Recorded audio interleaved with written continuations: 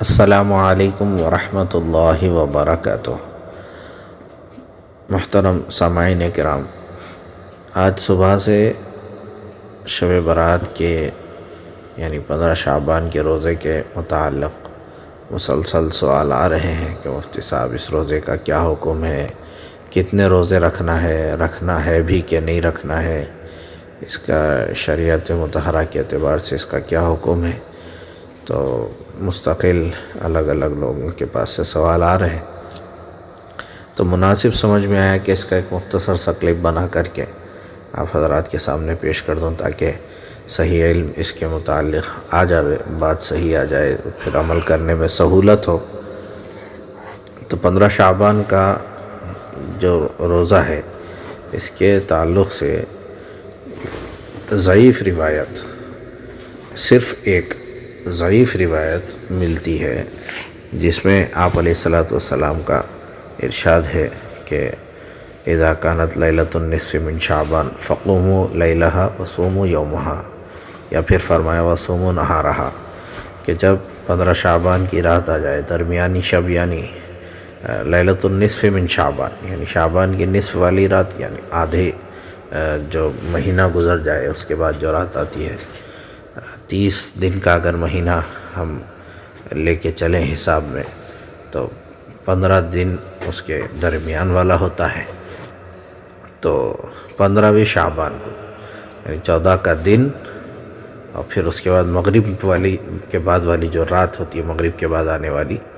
وہ رات، یعنی 15 شعبان کی ابتدا جس رات سے ہوتی ہے، تو اس میں رات میں جاگنا،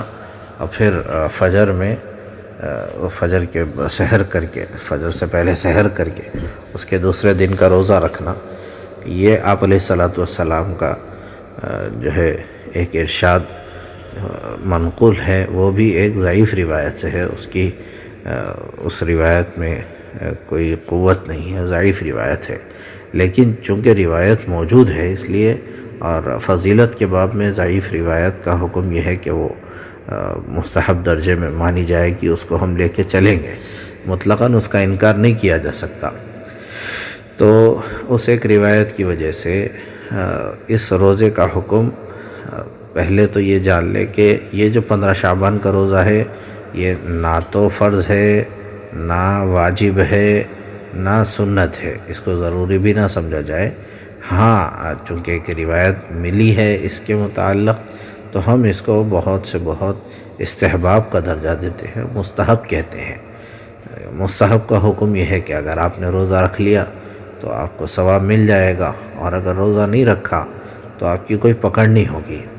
تو روزہ رکھنے پہ اصرار بھی نہ ہو اور نہ رکھنے والے پہ ملامت بھی نہ ہو، درمیانی چال ہمیں اختیار کرنی ہے۔ ہاں، چونکہ 15 شعبان کا مسئلہ ہے اور آپ علیہ السلام سے شعبان کے مہینے میں کثرت سے روزہ رکھنا ثابت ہے، تو اگر کوئی شخص یہ سمجھ کر کے کہ 13، 14، 15 یہ ایام 20 ہیں اور ایام 20 کے روزے رکھنا آپ علیہ السلام کی سنت ہے،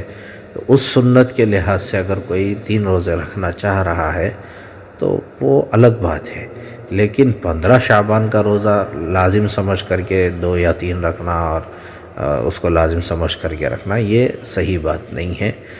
اس کو ذہن نشین کرنا چاہیے، اچھی طریقے سے اس بات کو سمجھنا چاہیے۔ روایت کے ضعف کی وجہ سے ہم اس کو مستحب کہتے ہیں، اور مستحب کو مستحب تک ہی رکھنا چاہیے، ایک لخت انکار بھی نہ ہو اور اس پر اصرار بھی نہ ہو، درمیانی چال ہو۔ تو اس کو جہاں تک ہو سکے اپنے تمام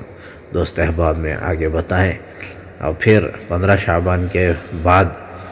جو ہے آپ علیہ السلام نے روزے رکھنے سے منع بھی کیا ہے کہ اس کے بعد تو رمضان کی تیاری ہے،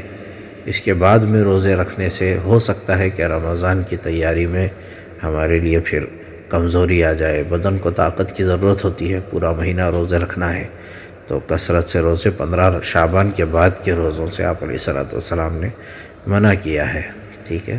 تو اس لیے اس کا صحیح حکم سمجھنا اور پھر اس پہ عمل کرنا، سب تک پہنچانا، یہ ہم سب کی ذمہ داری ہے۔ اللہ کرے کہ مجھے آپ کو، ساری امت کو